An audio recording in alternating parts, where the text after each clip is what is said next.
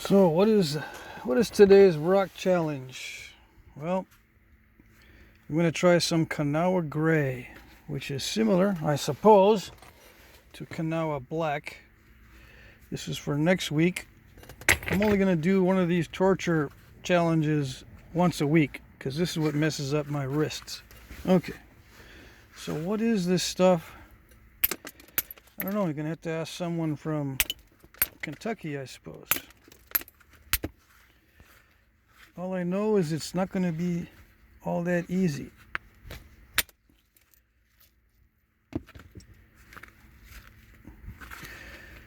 Let's see, it's not too bad.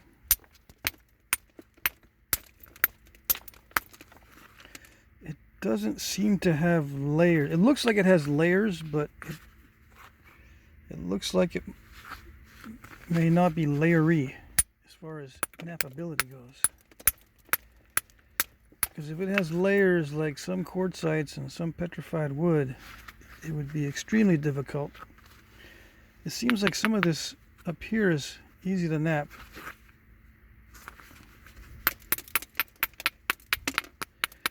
What am I going to make with it? Let's see if I think I can judge that before I start. Well, I could if I was used to making one point type. I belong to a culture that has a very specific point type from this area. It's actually not too bad. Then yeah, I could judge what I'm going to make with it because I have no choice. And if the rock doesn't cooperate, if it breaks during the process, I just get another rock. Making a specific point type actually produces more waste than if you were to go with the flow. So you got to keep that in mind with the old stuff, the way they used to make them. The way they used to make them produces lots of waste because they're going after one point type. If it doesn't match, like if you can't get the right preform out of the stone you're using,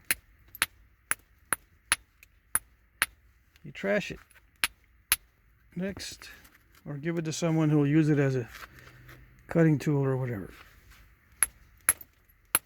Utilized flakes are very, very common everywhere.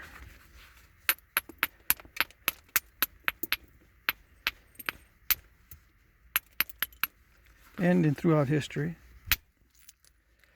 In fact, my theory or my opinion is flint knapping started, the refined bifacial or edge preparation flint knapping started by refining or resharpening utilized flakes. That was the start of flint knapping. Hey dude, my flake is getting dull, man. I just used 20 of them in the past few days and they're all getting dull. What am I going to do? And then a smart guy would say, I don't know, you can chip it again. Really? Yeah. I did it yesterday. Well, yeah, I can chip it again. Okay. After thousands of years of that, of chipping it again, people started getting good at chipping them. They got really good. They got good enough to make bifaces. Thought it was a good idea. Let's teach the children how to do this so they can make tools for us adults, so we can focus on the important stuff. Like telling other people what to do. Yeah. Okay. I don't know, should I make it thin before I start shaping the outside a little bit more? Because I could make it more narrow and it'd be easier to send flakes across. I need to get rid of that turtleback. I don't know. Since I have not worked with this before, it's hard to decide strategy. Although this is going to be a nice feeling to get rid of that lump. I need to get rid of this one first, I think. Although This helps with keeping the point massive so that it can resist the blow and then transfer a little more energy there instead of losing it to the bounce. You know, if you hit, it'll lose some energy to the bounce, but with this added weight, it resists a little bit. You don't lose as much energy. So it's a trade-off. All you got to do is hit harder, though. That'll compensate. This stuff is not actually as difficult as rhyolite, for instance. It looks a little bit drier, a little bit nastier to work with. So far, so good. I don't know how it holds up to being hit really hard on the end. It might just break entirely in half. Let's see. Got a little bit off the top. And it did not break in half. So it's not too bad. I can tell already by the time I get it thin, it's going to be a kind of a nightmare because it's steppy. Oh yes. Steppy.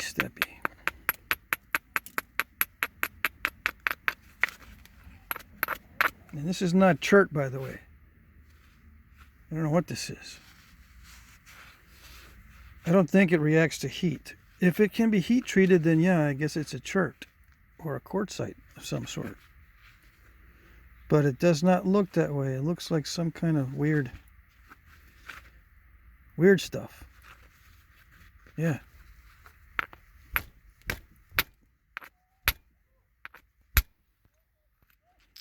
There we go. Whittling it down, and it didn't break in half. A lot of high quality stuff, if you do that, it'll break right in half. So got to be careful. Sometimes it's harder to knap the high quality stuff. But a lot of you guys say that you learn better by watching someone work the difficult stuff. This is difficult because it requires strength to deal with it. You've got to hit this pretty hard. You also got to control the flaker at high speeds, so that requires a little more physical effort. And it's going to require some massive hits when you do indirect percussion. I can tell already because the edge is not, it's not really strong. It looks like it's going to crumble a little bit, which removes energy from the indirect percussion strikes, or any strikes. But when you're trying to do precision strikes on prepared platforms, you're sitting there making a perfect platform, you hit it and it crushes. You have two options: change the type of tool you're using to minimize the crushing, or beef up the platforms. I guess your third option is to do both. Switch to a better tool and beef up the platforms. Better tool is softer. It's not really, I shouldn't say better, but a more appropriate tool for an edge that crushes is a softer tool, so it doesn't crush the edge as much. Yeah, that requires some very, very hard strikes. So yeah, if it's crushing the edge, you use a softer tool. It's going to require a lot more power, because with softer tools, they absorb a lot of energy. Aluminum is a good middle ground. It's between antler and copper. Not too soft, not too hard. It's pretty good. And I'm doing a lot of swiping hits, so swiping is a little more gentle on the piece than a direct gouging hit. Although gouging hits sometimes can get you exactly where you want to go, because especially with stuff that has stout edges, you can gouge into it and it won't crush. And it's a little bit easier because you can swing with a gouge. With a swipe, you can swing with a swipe too, but it's a little bit different dynamic. Okay. I'm swinging with my whole arm when I do the swiping, but you can swing just with the tool. You get a long enough billet with a flat end, you can swing. I do that too with natural tools. Giving away all the secrets, man. Yeah, I'm giving away all the secrets. Except the biggest secret. What's the biggest secret? What's the biggest secret, dude?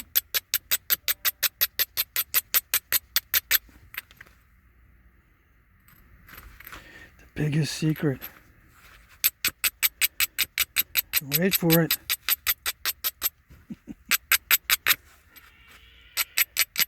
The one secret everyone's been wanting to know, but no one says, right? What is it?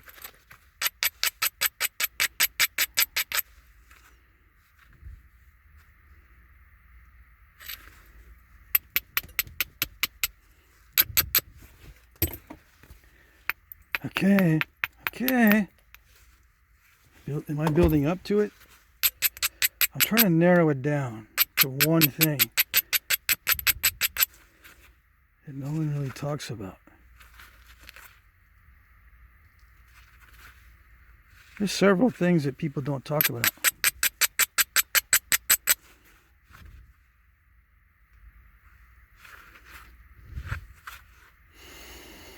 Okay.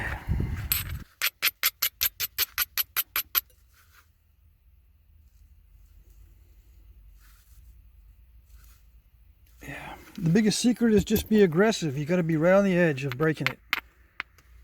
No one talks about that. But you got to be right on the edge of breaking it. You got to be aggressive. You can't hold back, really. Once you know the limits of the stone, once you know the limits of your strength, once you know the limits, push it. Yes, you'll break a lot, but that's it. No one talks about it. They don't like talking about it because too many breakages. Too many people going, no, man, that's not the secret because I break stuff. I don't want to break stuff. I don't want to break stuff. The secret must be how to prevent breaks, not how to cause breaks. Well, that's where you go wrong, buddy. You're actually breaking stone, in case you hadn't noticed. Did you forget that you're actually breaking the stone? Every time you hit it, it's a break. No, man, it's a flake. Flake, not break. It's a difference. Okay, whatever you say. Whatever you say, buddy.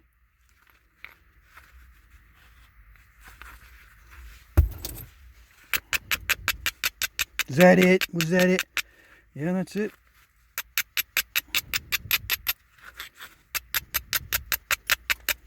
That's lame. It's lame. I want to know how to do the thin stuff. How do you make it thin?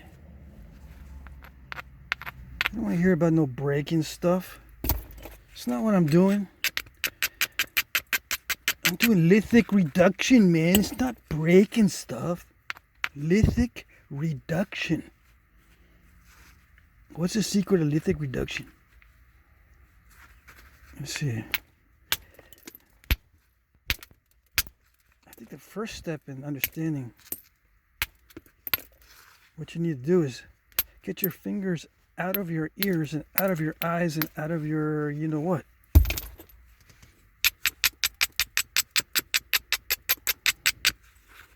Are you taking it in? Are you understanding? Or are you trying to express reality the way you want to see it? Because there are some people that can't do science. They can't really learn in the normal way. Yeah, they learn by trial and error. But they make the errors pay. It made me mess up. I'm going to make it pay for making me mess up. Okay. Did I get it? Did it work? Did it do it? Oh. If it was a higher quality stone, I think it would have done it. It would have made a big levallois. flake to take off that big chunk. Because that was beautiful as far as I'm concerned. That was a beautiful platform. It should have done a better level flake.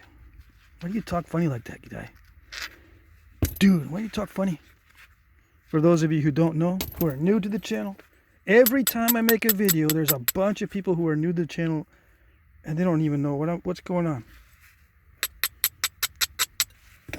I started talking funny about a year ago.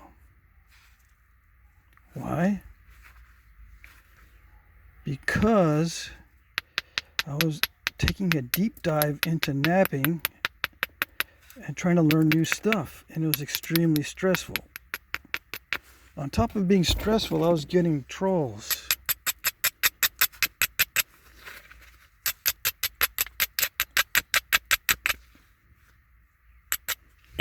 And that sort of thing. So I'm just expressing my mental state. Okay? Okay? Okay. So second attempt at the turtleback removal. Not too bad. Not too bad. Not too shabby, as they would say. Is it getting thin enough to be, like, useful? Yeah, it's already useful. I can use it as a war club. I can haft it. It's got point on one end, round on the other. This is for jerks. This is for buttheads.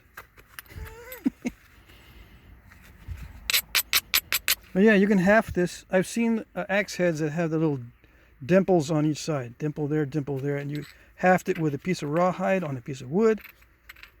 You know, you can wrap the wood around this too by shaving it down kind of thin, steaming it, or put it in a fire when it's green. It'll cause it to steam on the inside of the wood because it's still wet. Yada, yada, yada.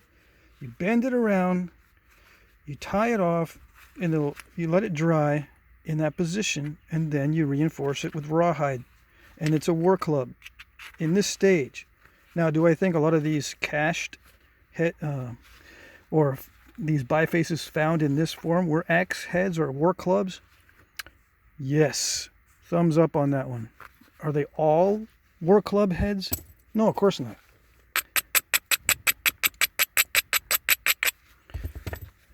Some of them are fingernail cleaners. You know, these guys have big, thick fingernails. Especially the guys on YouTube that flint knap with dirt under their nails. Never mind. Yeah. Some of these are used for other things. But I think war clubs was one of the big uses for these kinds of bifaces. Just my opinion. We don't know for sure. Alright, so is that thin? That's getting thin. Alright, what do we do on this side? Well, same thing as before. We're going to attack it like we want to break it, because that's what actually we're doing. We just don't want to break it really, really badly. You know what I mean? Yeah. It's like when you punch a wall after you make a mistake. I mean, you don't want to destroy the wall, but you do want to punch it in such a way that it has an effect. The wall is not going to like it. Yeah, it's satisfying. So that's what we're going to do with the stone. You got to punch it, but not so it ruins it. Just so it has an effect. A satisfying effect. Okay. Here we go. Are we going to make it? Because these went more than halfway. That's a critical aspect of flint knapping. You got to go more than halfway to thin it down. I mean, you don't have to, because you can go exactly halfway. For those guys that say, no, you can go exactly halfway and thin it. Okay, if you go exactly halfway, that works. But you go past the halfway mark, you're doing better. If you go 90%, it's even better. If you overshoot, you failed, because it's not a good thing. Why did you fail? Why do you fail when you overshoot? Because you lose the edge. When you lose the edge, you're losing the ability to flake from that edge. If it's missing, you're missing opportunities. Okay. For those of you who don't know, I explain that in many of my videos.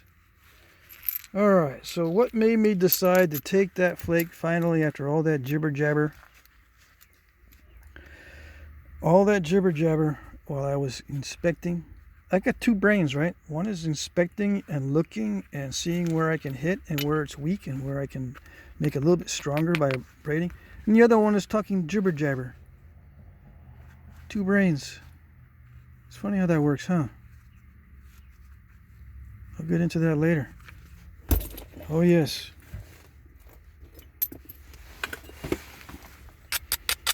If you get both brains working on the problem, it's like having too many chefs in the kitchen.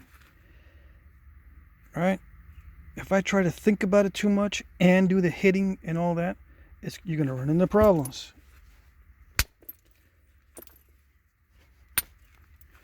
Sometimes you do have to concentrate. Like I didn't talk at that moment. I had to make sure nothing was interfering with the hitting brain. The brain that's going to be hitting. A lot of times it's a no-brainer hit. Like if I got a good platform, it's kind of a no-brainer hit. I don't have to concentrate as much. But if it's a little delicate hit, if it's a little hit that requires a lot of control, I should call them strikes. A little strike. It requires a lot of control. I can't really interfere with the striking brain. It doesn't want anyone talking while it's trying to do its thing. It wants everyone to shut up.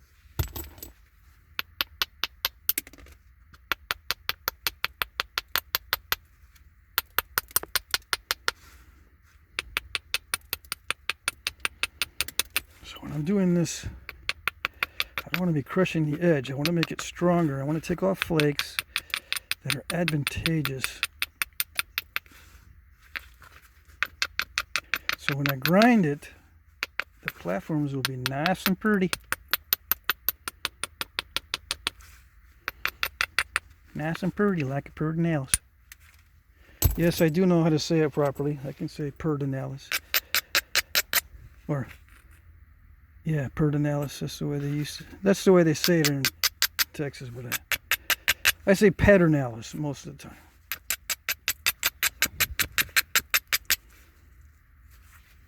Okay. I'm sure that irritates some people. Let's see. Here we go. Yep. This one's not too bad. This stone is actually not bad for platform prep. I'm surprised. I thought it would crush more. But maybe I'm being very extra specially careful. I think that's what it is too. I'm being a little bit extra careful. Because that can happen. That's not a crush. That's a bite, which hurts. It's like a reverse overshot. That hurts just as much as an overshot. It's not good.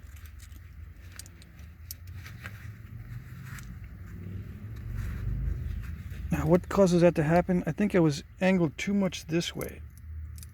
Instead of letting it drag a lot, it wasn't dragging as much, and it gripped a big area. Pulled off way too much. Now, can this be called, what do they call, bending flake? It looks like a bending flake. It's got the bite. It's got the lip, little bitty lip on there. It's got a little bitty lip, just like a chicken. Well, you can't see it that well. And it's got a little smooth, it's got a smooth bulb of percussion, or non-existent. Is that a bending flake? Well, doesn't have the length, but yeah, you can call that a bending flake. And then some archaeological guy, let's say he just tuned in. Wait, put that back. He didn't see how I did it. Put that back. You did that with wood, didn't you? You did that with a wooden billet. Where is it? Where's the wooden billet? That's what it looks like when you hit it with a wooden billet. So where's your wooden billet? No, dude, I hit it with this. Same thing would happen if I hit it with my steel billet. Same thing would happen if I hit it with copper billet. or a wood billet or antler billet. You can do this with any material. Okay, dude? All right. Let's see, where do we go from here? We need to thin it down some more. I'm hesitating to go to indirect percussion because I want to see how far I can take it with the billet. Why? Because I have a feeling that's what everyone wants to see. They don't want to see indirect percussion. It's too easy. I'm not suffering enough when I do the indirect percussion. It's too easy.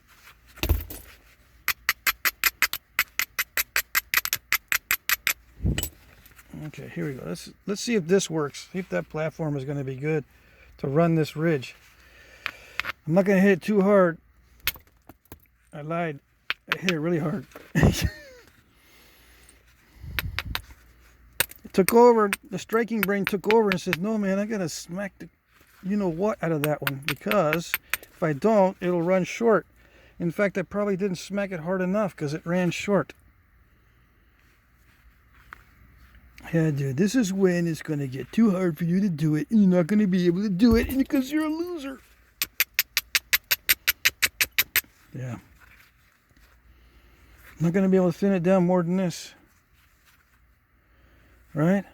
Some of you might be thinking. We shall see. It's not going to be fun, but I might be able to do it. I might be able to get it thinner than this with the billet and with the indirect percussion if I don't snap the whole thing. Okay. You were working a minute ago. Yeah. I think I'm getting the bounce effect where it's bouncing away and I'm not getting the full force of the strike. I'm a little bit limited by what I can do on this side because the car is right there. I'm bumping up against the side. Anyway, enough excuses.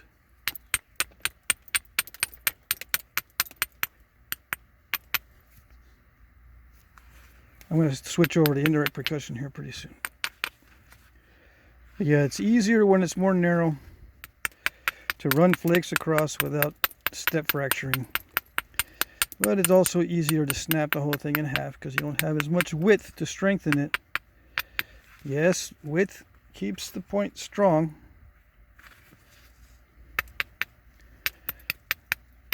But it also presents an obstacle because if you cannot run long flakes, you're not going to be able to go across the center. How do you make thin points out of this? I thought you were going to make a thin point, dude. Yeah, me too. That's the goal with everything.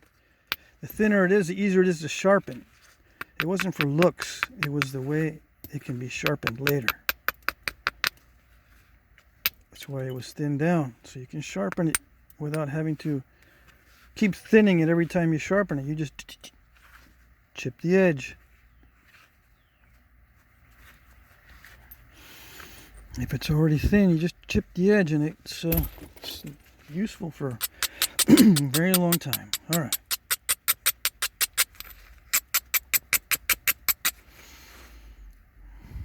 Yeah, I'm going to switch over to indirect percussion. I'm going to blast this with too much power with the billet because I had to strike hard, right? I'm striking on a large area, which means it's really going to be shocking the piece. The larger the area you hit, the more it shocks the piece. You can't get away from that physics. You can hit really fast to minimize the shocking, like swiping away the tablecloth from underneath the place setting. You get a real heavy place setting, you can swipe it really, really fast and it'll work. But, it gets to the point where the place setting is so heavy, there's no way you can swipe it out fast enough. So, same with this. Sometimes it just gets so thin and small that no matter how hard you hit, it's going to be pulling so much that it will snap it. If you hit hard, really, really hard, I don't know how else to explain it, but it removes a flake without it knowing what's happening. the faster the speed to a point, to a certain extent. It won't pull as much. You got to work on the speed thing. All right. Now that's different than a lot of other guys teach. They teach slow down, think about the strike, go slower, remove these flakes slowly. Yeah, well, if you've got a lot of support behind it, got it clamped in something, or if you got a big piece, bigger than this. Most guys think this is too small to work with. Yeah, I don't want to work with that. If you got a smaller piece, you've got to change your strategy. You can't be slowing down with this stuff. You can't slow down. You've got to really think about how you can strike with power and not break the whole thing. Because that's what you need. Long flakes require a lot of strength, a lot of power, some kind of... it requires energy transfer. You can't remove a long flake with all that surface area underneath the flake without a lot of energy. Okay? Can't get away from that physics. All right, I'm going to continue on the next segment.